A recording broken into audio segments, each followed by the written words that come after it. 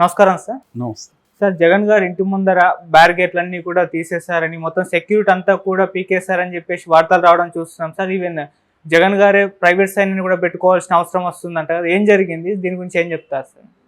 అదే నిన్న కూడా యాక్చువల్గా చెప్పుకున్నాం మనం ఇలాంటిదే. అంటే బేసిక్గా ఏంటంటే ప్రభుత్వాలు మారినప్పుడంతా ప్రతిపక్షాలను ఏదో ఒక రకంగా వేధించడం అనేది జరుగుతుంది. అందులో భాగంగా సెక్యూరిటీని తీసేయడం అనేది వన్ ఆఫ్ ద స్టెప్స్ అనమాట.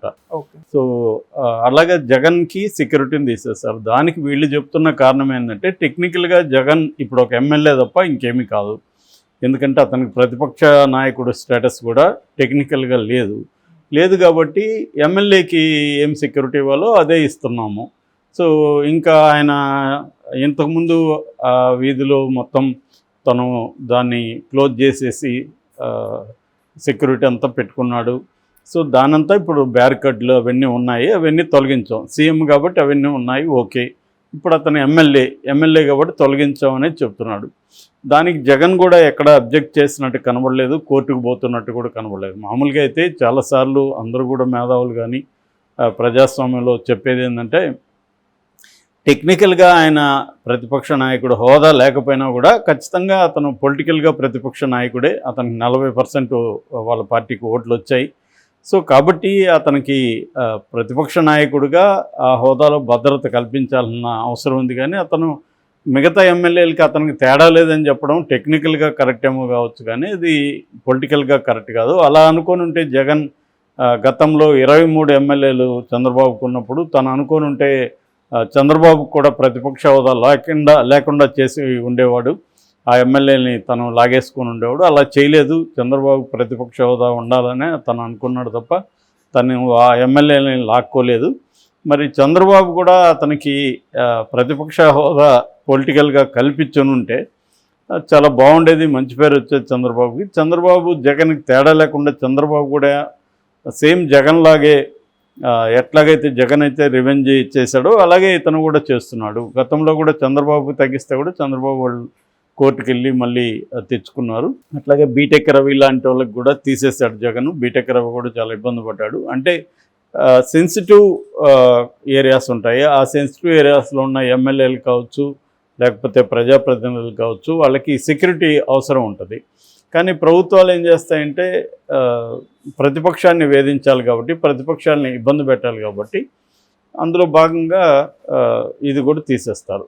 సో జగన్కి కూడా ఇప్పుడు అదే చేస్తారు. జగన్ని అన్ని వైపుల నుంచి కమ్ముకుంటున్నారు. ఒకవైపు ఏమో జగన్ ఖర్చు పెట్టాడు ఎక్కువగా అనేది ఒకవైపు చూపించడం, దాని తర్వాత కుంభకోణాలను తీసుకురావడం, తర్వాత ఇట్లాంటి ఫర్నిచర్ దొంగ అని చెప్పి ప్రచారం చేయడం, ఇవన్నీ ఏంటంటే అతన్ని అన్ని రకాలుగా వీక్ చేయడం అనే కాన్సెప్ట్లో తెలుగుదేశం చేస్తుంది. ఇదే పని ఒకప్పుడు జగన్ కూడా తెలుగుదేశాన్ని ఇదే పని చేశాడు.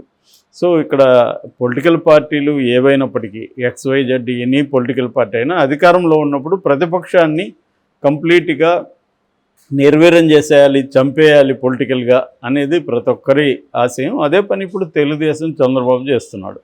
అంతకంటే భిన్నంగా ఏం చేయట్లేదు. చంద్రబాబు ఏదో భిన్నమైన రాజకీయ నాయకుడు కాదు కదా. ఆయన రాజకీయ నాయకుల్లోకి రాజకీయ నాయకుడు ఆయన యాక్చువల్గా. అంటే రాజకీయాలు ఆయన నుంచి నేర్చుకోవాలి. రాజకీయాలకు పితామహుడు ఆయన కాబట్టి 45 ఏళ్ళ అనుభవం ఉంది కాబట్టి ఆయన రాజకీయాలు చేయడంలో దిట్ట. కాబట్టి అందులో జగన్ అంటే పడదు. ఇక్కడ ఏంటంటే ఆంధ్రప్రదేశ్లో ఉన్న ప్రత్యేక పరిస్థితి మిగతా వాళ్ళకంటే కూడా ఇదేదో ఒక యుద్ధంలాగా రాజకీయాలు చేస్తారు. ఇక్కడ అవతల వాళ్ళు భయంకరమైన శత్రువులాగా మొత్తం ట్రీట్ చేస్తారు. మనం ఏదన్నా ఎవరన్నా మధ్యలో కూడా ఇటుపక్క మాట్లాడితే మీ లిస్ట్ ఉంది, మీ పేరు లిస్ట్లో ఉందని మనల్ని బెదిరిస్తారు. ఇలా ఒక ఎక్స్ట్రీమ్కి వెళ్ళిపోయారు. హేట్ పాలిటిక్స్ అనేది పీక్ స్టేజ్కి ఆంధ్రప్రదేశ్లో వెళ్ళిపోయింది.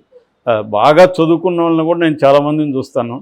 వాళ్ళు కూడా ఏదో ఒక సైడ్ తీసుకొని అదర్వైజ్ వాళ్ళు వెరీ నాలెడ్జబుల్ పర్సన్స్ ఉంటారు. కానీ పాలిటిక్స్కి వచ్చేసరికి ఎంత మూర్ఖత్వం ఉంది ఏంట్రా వీళ్ళల్లో అనిపిస్తుంది. మళ్ళీ వాళ్ళు లిటరేచర్ డిస్కస్ చేస్తారు, వివిధ అంశాలు, సామాజిక అంశాలు అన్నీ మాట్లాడుతుంటారు. కానీ పార్టీలోకి వచ్చేసరికి ఏదో ఒక సైడ్ తీసుకొని అవతల నీచంగా మాట్లాడడం, యువతల అసలు చిన్న విమర్శ కూడా ఉండదు. సో ఇది అంటే విమర్శిస్తే నువ్వు మా ఎనిమి, లేదా విమర్శించకపోయినా సపోర్ట్ చేయకపోతే చాలు మా ఎనిమి నువ్వు అని చెప్పాడు. డైరెక్ట్గా మమ్మల్ని సపోర్ట్ చేయి, సపోర్ట్ చేయకపోతే నువ్వు మా ఎనిమి అన్న ఒక దీంట్లోకి వెళ్ళిపోయింది.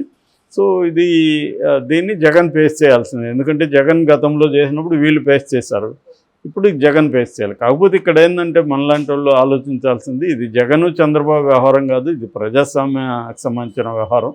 సో దీంట్లో ఖచ్చితంగా వీళ్ళ బిహేవియర్ వల్ల ఖచ్చితంగా సామాన్య ప్రజలు నష్టపోతారు. జగన్ గతంలో చేసిన దానివల్ల సామాన్య ప్రజలు నష్టపోయారు, ఇప్పుడు కూడా చంద్రబాబు చేస్తున్న దానివల్ల కూడా సామాన్య ప్రజలు నష్టపోతారు. ఓకే, ఇదేమో జగన్ విషయానికి సంబంధించిందే కాదు. ఎందుకంటే ప్రజాస్వామ్యంలో ప్రతిపక్షం అనేది స్ట్రాంగ్గా ఉండాలి. ఉన్నప్పుడే ప్రజల తరపున వాళ్ళు మాట్లాడగలుగుతారు, అసెంబ్లీలో కూడా వాయిస్ తీయగలుగుతారు. వీళ్ళు ఏంటంటే అసెంబ్లీలో యాక్చువల్గా జగన్కి టెక్నికల్గా పక్కన పెడితే పొలిటికల్గా ప్రతిపక్ష హోదా ఇవ్వచ్చు, తప్పేం లేదు. సో కానీ వీళ్ళు ఇవ్వదలుచుకోలేదు. ఆ 11 కూడా లాగేసుకున్నా ఆశ్చర్యం లేదు, అది కూడా ఏదో ఒక రోజు జరుగుతుంది. 11లో మ్యాక్సిమం వీళ్ళు ఇట్లా లాగేసుకుంటారు. అంటే కంప్లీట్గా జగన్ని అన్ని విధాలుగా ఐసోలేట్ చేయాలనేది తెలుగుదేశానికి ఉన్న గోల్. కాకపోతే ఏంటంటే లక్కీగా జగన్ అవసరం మోడీకి ఉంది కాబట్టి మోడీ జగన్ని ఎంతో కొంత ప్రొటెక్ట్ చేసే అవకాశం ఉంది. అదర్వైజ్ జగన్కి అన్ని రకాలుగా వీక్ అయిపోయిన పరిస్థితి అయితే కనిపిస్తుంది. ఓకే, ఓన్లీ ఏంటంటే అతను లక్కు రాజ్యసభలో 11 మంది ఉండడం, కనీసం లోక్సభలో కూడా 4 ఉండడం, మోడీ ఇటు చంద్రబాబు మీద ఇటు నితీష్ కుమార్ మీద ఇద్దరి మీదే ఆధారపడి గవర్నమెంట్ని నడిపితే కష్టమని మోడీకి ఉన్నది అభిప్రాయం. దానివల్ల ఆల్టర్నేటివ్గా ఎవరెవరు ఉన్నారు వాళ్ళలో కొంతమందిని బీజేపీలోకి చేర్చుకోవడం అన్న యాంగిల్ మోడీకి ఉంది. సో ఆ యాంగిల్ నుంచి చూసినప్పుడు వీళ్ళు అడగకపోయినా గతంలో కూడా 5 ఏళ్లలో ఇటు తెలుగుదేశం మద్దతు ఇచ్చారు. తెలుగుదేశం చంద్రబాబు తన ఎంపీలని బీజేపీలోకి తనే పంపించాడు. ఇటు జగన్ కూడా తన అడగకపోయిన బిల్లులకి మద్దతు ఇవ్వడం, చివరికి అవిశ్వాస తీర్మానం ప్రతిపక్షాలు పెట్టినప్పుడు కూడా జగన్ ఇట్లా మద్దతు ఇచ్చాడు, ఇట్లా చంద్రబాబు ఇచ్చాడు. సో ఈ కాంటెక్స్ట్లో జగన్కి కొద్దిగా సెంటర్ నుంచి ప్రొటెక్షన్ ఉంది. లేదంటే జగన్ ఖచ్చితంగా చాలా ఇబ్బందులు ఎదుర్కొనేవాడు, జైలుకి కూడా అంటే శిక్ష పడినా కూడా ఆశ్చర్యం లేదు అక్రమాస్తుల కేసులో. ఇప్పుడు కూడా ఏంటంటే చంద్రబాబు కూడా క్లియర్గా అనేక కేసుల్ని కుంభకోణాలని బయటికి తీసి జగన్ని జైల్లోకి పెట్టాలనేది చంద్రబాబు ప్లాన్. జగన్ ఆగినట్టుగా 4 ఏళ్ళు కూడా చంద్రబాబు ఆగే పరిస్థితి కనబడలేదు. ఓకే, సో డే 1 నుంచే ఎలక్షన్ మరుసటి రోజు నుంచి రివెంజ్ మోడ్లోకి తెలుగుదేశం పార్టీ కూటమి వెళ్ళిపోయింది. పవన్ కళ్యాణ్ భిన్నమైన రాజకీయ నాయకుడిగా ఆయన మాట్లాడుతుంటాడు, కానీ ఆచరణలో ఆయన భిన్నమైన రాజకీయ నాయకుడు కాదని నేను చాలాసార్లు చెప్పాను. సో తను కూడా వీళ్ళ లాంగ్వేజ్ మాట్లాడుతున్నాడు. తను ఇప్పటి వరకు ప్రజల మీద కావచ్చు, లేకపోతే వైసీపీ మీద కావచ్చు, తెలుగుదేశం శ్రేణులు చేస్తున్న దాడులను ఎక్కడ ఖండించలేదు. ఈవెన్ జోగి రమేష్ మీద మొన్న ఇంటి మీద రాళ్ళేసి దాడి చేసింది జనసైనికులే అంటున్నారు, దాన్ని కూడా పవన్ కళ్యాణ్ ఖండించలేదు. చివరికి తన సపోర్ట్ చేసిన వర్మ మీద దాడి జరిగితే కూడా తను ఇప్పటివరకేం ఖండించలేదు. సో ఇలాగా అంటే ఎప్పుడైనా కూడా మనం చూడాల్సింది ఏ రాజకీయ నాయకుడినా అతను ఏం మాట్లాడుతున్నాడు అనేది మనకు అనవసరం, ఏం చేస్తున్నాడు అనేది ఇంపార్టెంట్. సో ఎవరైనా మాటలేముంది, ఎవడైనా ఏదైనా మాట్లాడచ్చు. నిజానికి నువ్వు యాక్షన్లో ఎలా ఉన్నావు, నువ్వు ఆచరణలో ఎలా ఉన్నావు అనేది గీటరాయి. సో అలా తీసుకున్నప్పుడు పవన్ కళ్యాణ్ ఇప్పటి వరకైతే ఆయన వాళ్ళ శ్రేణులకి అవన్నీ మీరు కక్ష తీర్చుకోవద్దు, ఇటువంటి చెలుకు పలుకులు ప్రజాస్వామ్య పలుకులు బాగానే పలికాడు, కానీ కక్ష తీర్చుకునే వాళ్ళని నువ్వు ఖండించాలి కదా, కక్ష తీర్చుకునే వాళ్ళకి నువ్వు చెప్పాలి కదా, అరే ఈ పని చేయకండి అని చెప్పాలి కదా.